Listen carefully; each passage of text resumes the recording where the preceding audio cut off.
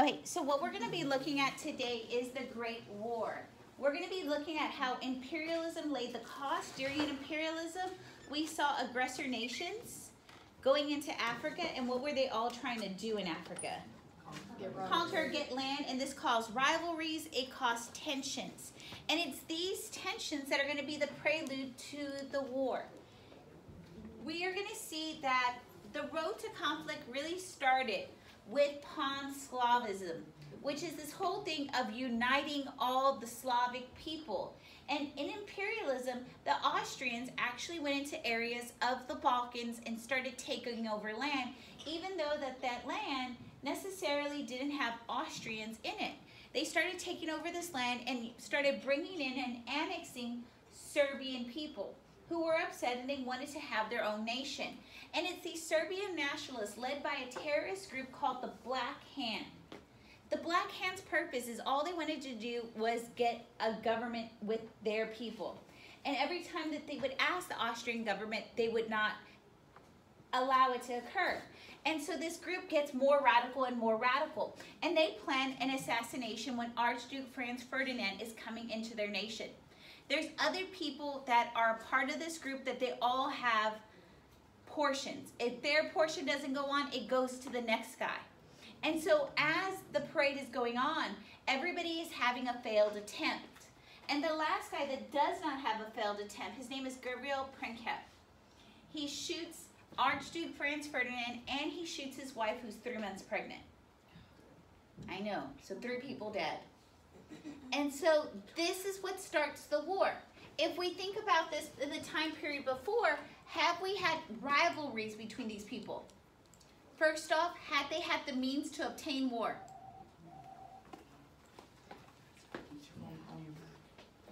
Hello?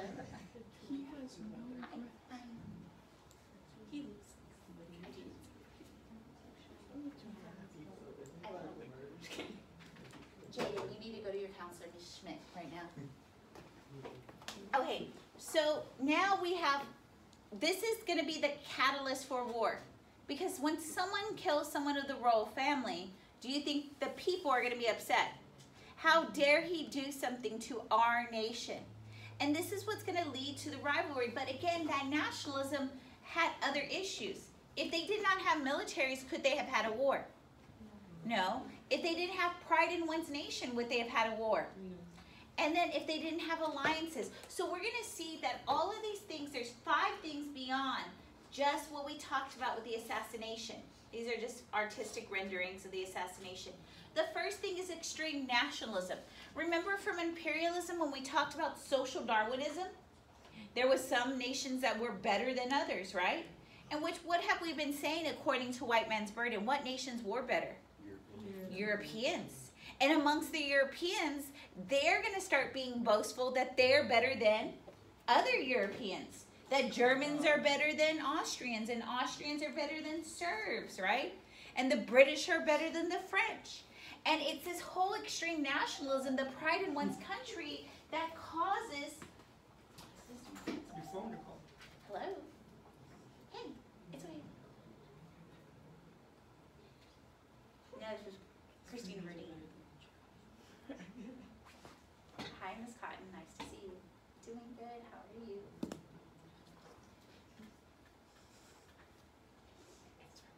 I'm glad to hear from you. Mine's 2108.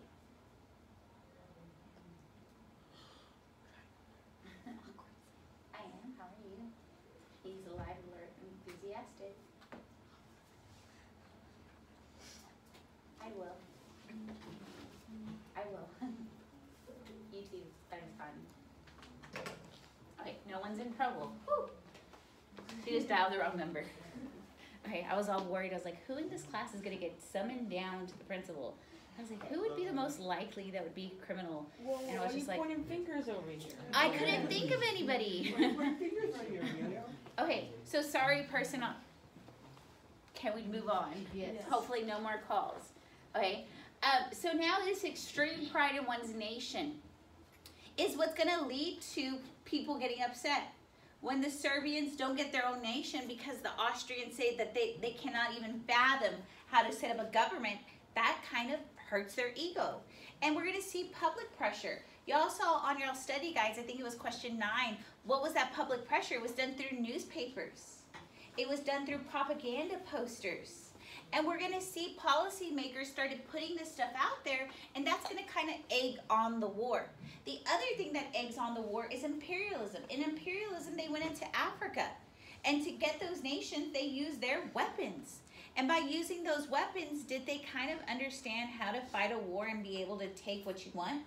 And it's a prequel of what happened in imperialism that's going to lead to them saying, hey, we could fight for our respect for our nation. The other thing is our military. We see that they have this new gun, right? And what's so cool about this gun? Well, interchangeable parts, it's rapid fire, it can kill a lot, right? And in imperialism, they were able to take over the Africans, which they hadn't been able to. We're going to see our naval race is also going to stem. We're going to see the Dreadnought, which y'all had on y'all study guide. It's this huge battleship that has the cannons on the outside that actually swivel. And so they can reach what they need to and to commence fighting. We're going to see the alliance system.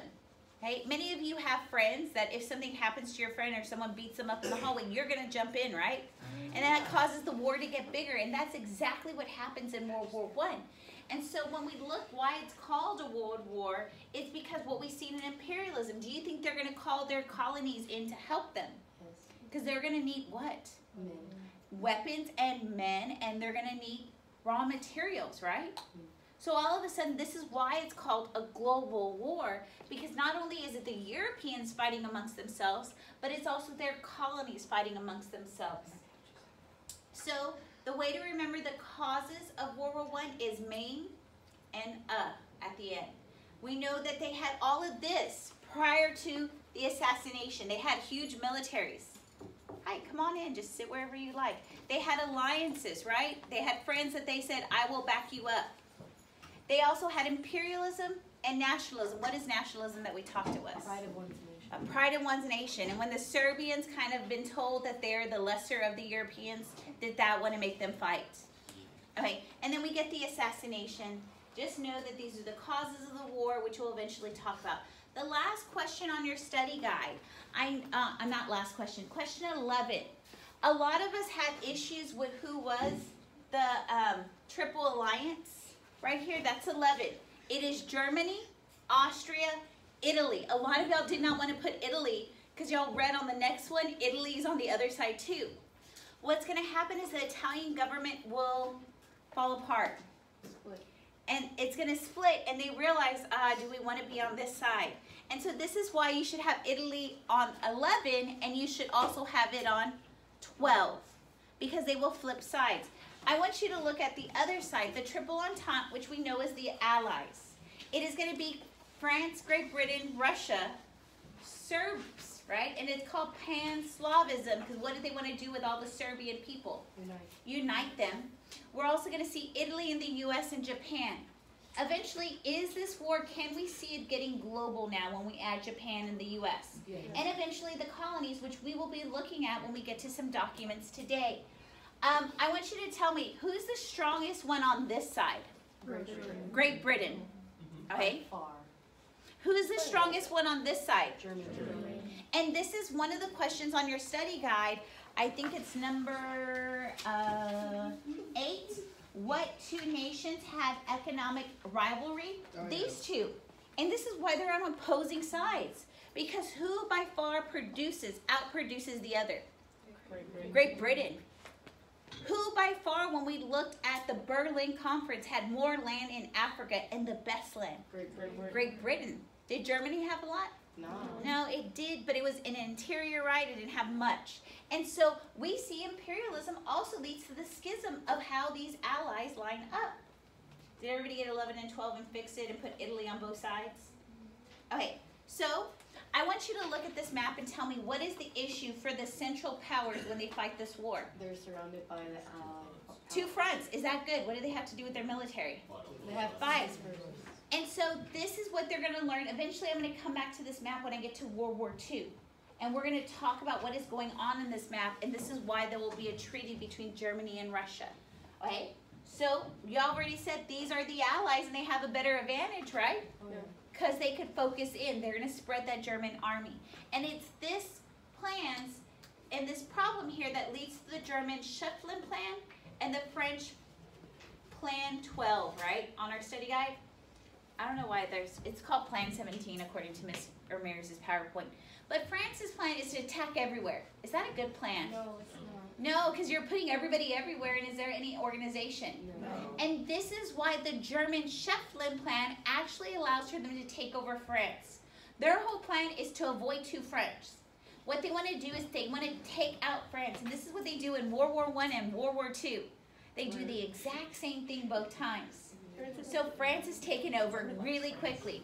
But you should feel sorry for Belgium, because this is what they're going to do. Belgium is, remember in imperialism, was Belgium even strong?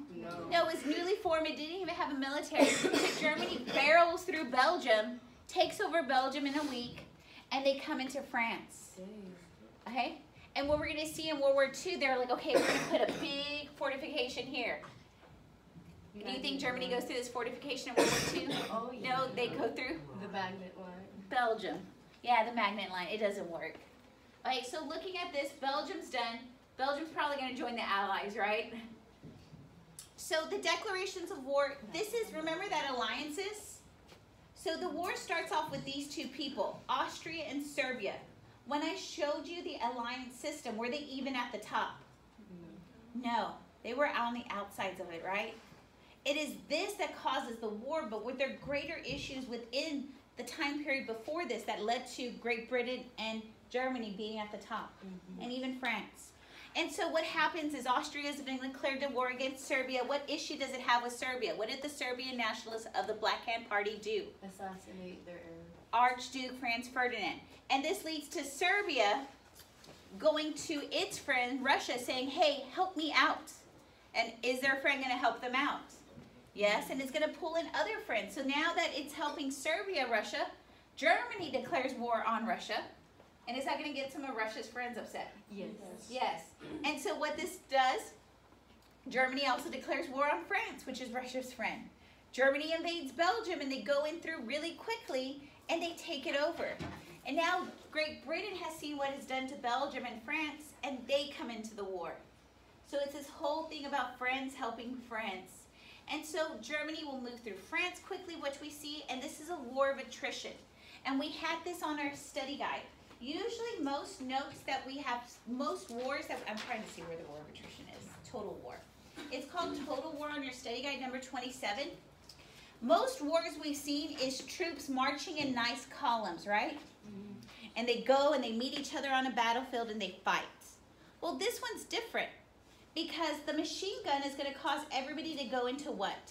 Trenches. The trenches. So is the war going to move in the trenches? So what they decide to do in a war of attrition is they start to look at how do you reduce the strength of a nation? And that is by attacking their industrial centers. Are there military people in their industrial centers? No, they're what in their industrial centers? Civilians. And that's what a total war is. Not only are we fighting the military, but we're attacking the civilians. And so what is going to happen to the total war countdown of deaths? It's going to go up. This is going to be an astronomical death toll because not only we're attacking the military, but we're attacking the strength, which is their industrial centers. We're going to see Italy will enter the war on both sides. Eventually it'll move to the Allied side, which we talked about earlier. What I want us to look at is what caused this stalemate. And y'all had it, everybody's fighting in the trenches because what new technological device do they have in their hand that they're fearful of meeting? The machine gun. Even though it's on a tripod at this time, they're very fearful of it because it is rapid fire. And it has a pretty good accuracy. And so this is why they're going to dig out these trenches and they're not going to meet each other in traditional warfare where they march in lines. They also use barbed wire on the top of their trenches so no one could get in, right? And y'all described on your study guide, y'all said the trenches were what? Wet, cold, damp, rat infested. Well, let's talk about why they're rat infested. They're feeding off corpses. feeding off the corpses because there was nowhere to put the corpses. And actually the soldiers liked the corpse. Because if you see how high this trench is, looking at this one, the guy has kind of dug out the side of it, but that's taken time. So he could put the corpses here and stand on the corpse to be able to shoot. The other thing he could use the corpse for is he could put a little barrier right here. And so this is why the rodents are there. The rodents are also there because the food, like the first few trenches are the fighting lines. But in the back trenches, that's where they have the food and stuff. So that's why they're there. So looking at this, do these people get showers daily? No, and we know that little pests are attracted to a mess, right? So they come into these areas, okay? And we're gonna see this is why our soldiers, are they gonna die of disease in these areas? And we're gonna get to a time period right after this that we're gonna see the flu. And it's gonna be a pandemic. It's called the flu of 1919-1918. It stems from the war. But do we have a lot of bodily interaction in these? And that's what's gonna cause it to spread worldwide. Okay? Do y'all see the guy sleeping right here? His legs? That's a guy sleeping. They do everything here. Eat, sleep here, poop, and everything else of your bodily function. So the moment they got out, this area between both sides is called no man's land. Why is it called no man's land? Because it's like a suicide mission across it. Yeah, you're gonna be, it's a suicide mission what the book said, but you're gonna get hit by those machine guns. So is this war gonna move? No. No, it moves a couple of inches one way, a couple of inches another way. And so this is why this war is 4 years long. Okay, so on the Eastern Front, that's where Russia is. We're gonna see Russia is taking the brunt of the war. And we're gonna see they're taken out quickly. We see they have these counterattacks, but they're utter failures. They're using their men.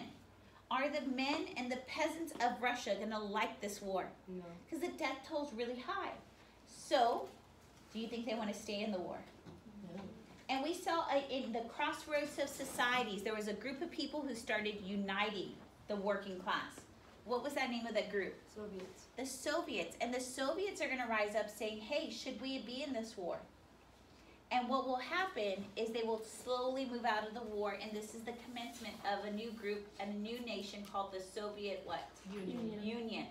Okay, so now let's look at the Western Front. They're all in what in the Western Front? In the ground. What are they in? Trenches. And this is caused the bloodletting, because the moment they get out of the trenches, most people will what? Die. And we're going to see the Germans and the French, they're having a couple of battles. I promise you, and I'm sorry about this, on the AP test, they will not be concerned about battle. Do you know where people moved? Where did they move next? Where did they move? They want to know the social, political, and economic ramifications of war. So do you think we're going to focus on battles? Not really. Am I going to focus how soldiers interacted? Yes. Am I going to focus on how the government forced the soldiers in? Yes. Yes. Am I going to focus on what happened on the home front about who stepped up? Yes. Yes, but I'm not going to really focus on battles. So I'm sorry for you military history people. It is going to be a disappointment, this lesson. But we're going to look at what happens to the people at home. So we're going to see that the blood tolls are going to be really high. So do you think the government is going to allow soldiers to send home letters about how bad the war is? No. A lot of governments, people would write letters, and the government would read every single letter that left the front line. Do you think they would send them all out? No. No, if someone's saying this is a rat hole, it's infested, it's wet, it's cold, we're standing on corpses, do you think the government would let that out? No. No, because they're censoring what the people hear at home. Because if they were to hear about the bloodletting, if they were to hear about the casualties, what would people at home begin to think about the war? We can't win it. Should we be in it? No. And so this is why the bloodletting is important, because we're going to see those letters won't get home. We're going to see civilians also take up the march to arms, because many governments are going to pass conscription laws saying that all men need to go into the need to get out of the workforce and be soldiers. So who's going to step up, which y'all said, y'all had it right on 30 understanding it? Women. And we're going to see there's other things that become targets. We're going to see that our industrial centers, this is why we called it total war. because it's not just our men that are being killed, but it's our cities where our civilians are working. Cool thing is most of us always think that bombs are dropped by airplanes, but y'all had on your study guide the airplanes are used by reconnaissance missions. It is these zeppelins, these blimps, that actually drop a lot of our bombs. They used a blimp. A blimp, yes. It's the goodwill boot. And we have naval blockades, which will eventually hurt the Central Powers from obtaining resources. This is what we talked about, the war of attrition, total war, for the top of your study guide that you missed. We're going to see, it talked about how they mobilized their workers at home. And we see that women are encouraged to go into the workforce. And we're going to see the government, and I screwed this up on the study guide, number 31. It asked, what did the planning boards do? They reorganized industries. They went to businesses such as Ford. Tell me what Ford makes. Cars. They said, you are no longer going to make cars, Ford. You are going to go make tanks. So what happens to the supply of cars? Goes down. So what happens to the price? And so this is why the government needs to put quotas on how many tanks they're going to do, because should they still make some cars? And they're also going to tell them priorities. So the government is going to go to Ford and say, hey, we know we're making you make tanks, but we're going to give you all of the steel to make those tanks. Does that sound like capitalism? When businesses get to decide what they want to, or does that sound like a command economy? Wait, is that a little bit weird? During a war, capitalistic societies go to command economies? And they do that because is it an emergency? Yes. Yes. And so this is for 31. You need to realize that our government in the planning boards, they reorganize our industries. Can industries make consumer items? No, they're going to make what type of items? War type items. War type. They're going to put quotas. They go to Ford saying you need this many tanks. And this is the priority. This is what you need to do.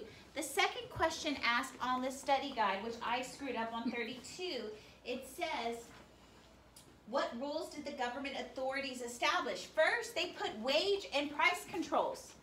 Because what's going to happen to the price of cars if the supply is limited? It goes up, and they're going to put a price control. Also, workers, are they going to be really important now? Yes. And we've seen in the time period before, which we just did in industrialization, workers were striking for what? Wages, rights.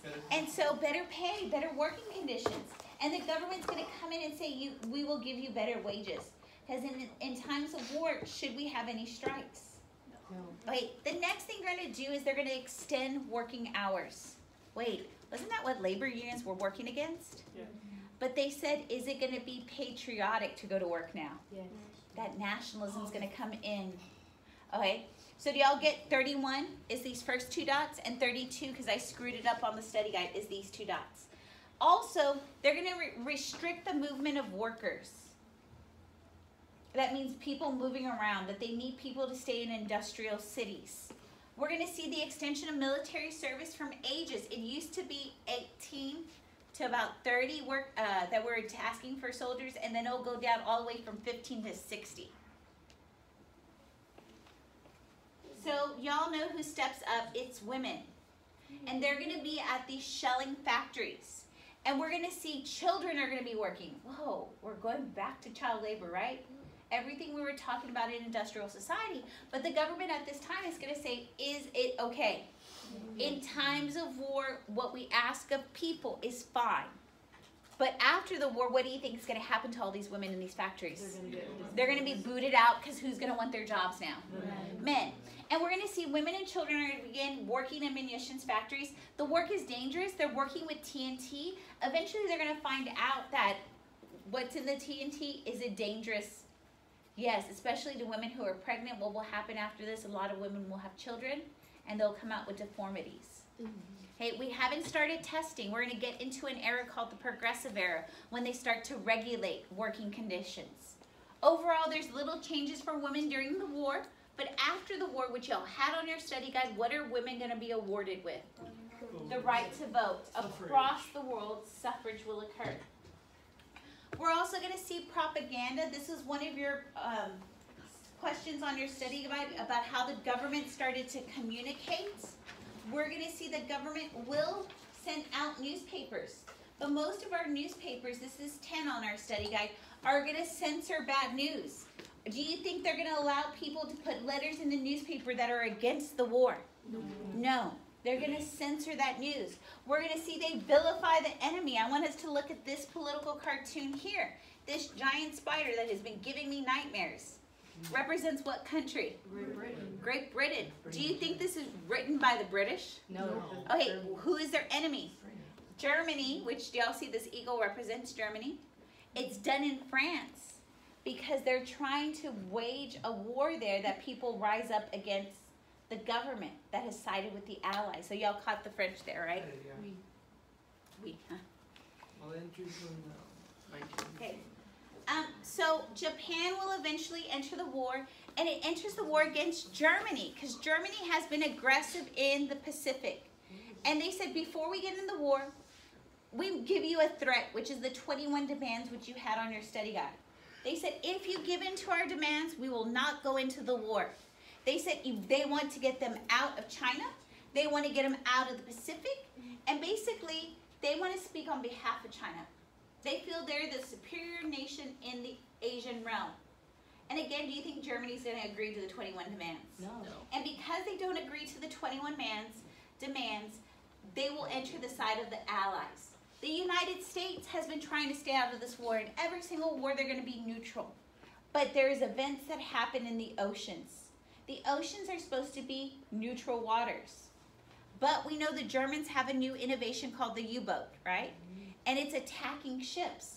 One of the ships is actually an English steamliner called the Lusitania. But it has 126 Americans and it has weapons. What do you think the Germans do to the Lusitania? Sink it. Sink it. It calls up arms in America that we should go to what? War. They attack another one called the Sussex, which is not on here, and it has American supplies. It's blown up, and then eventually they will hit 4 more boats. So what do you think America's going to say we should do? Go to war. Go to war. In every single war, it's repetitive with the United States. They will always go to war over a boat. Vietnam, the USS Maddox. World War II, where did they attack? Pearl Harbor. And what was in that harbor? Our boats. Boats. They really like our Okay, they really like our boats. World War I, Lusitania, Sussex, 4 unarmed merchant ships. Spanish-American War, which you'll get to next year, and the War of 1812, all boats. So now the U.S. is involved in the war, which is really good because they have a lot of resources. Oh, yeah. They've been untouched by this war. But at the same time the U.S. is going into the war, Russia is going out because that group, what is that group that has risen up? The Soviets. They are upset because their workers are dying in mass amounts. And Lenin has come to power, which y'all saw in that last test, right, with the Soviet group. He has come to power and he says, look, this war is not benefiting our people. We need to come back in and reindustrialize. We need to come in and fix the problems here. And so the Bolshevik Party takes over and they agree in the and these are just cities, Brest and Lipsk, to agree to get out of the war. Why is Germany excited by this treaty? Because they don't have to worry about their other front. The 2-front war. They're only fighting on how many fronts now? One. Okay, but the Americans are coming in. But are the Americans ready for war? No. No, because have their soldiers been getting ready? No. No. So we're going to see now Germany has to focus all of its force on the Western Front. We're going to come to this portion later. This is what we're going to do, the Paris Peace Conference later.